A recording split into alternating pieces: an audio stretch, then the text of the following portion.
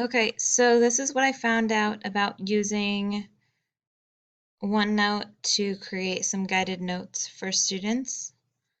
So what I'm going to show you here is just how to make a file into a page, like a worksheet on their OneNote.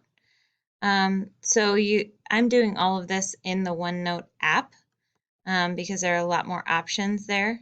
What I'm going to do is I'm going to find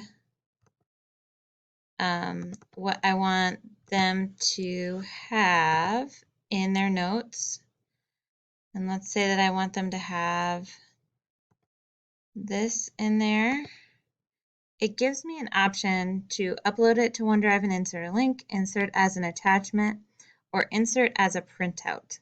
I want to insert it as a printout because it'll show that, but then it will also, takes a minute, it will also put the guided notes directly on the page.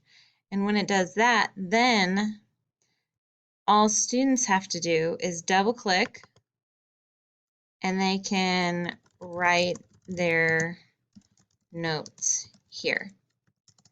If it goes too far out of the box or area,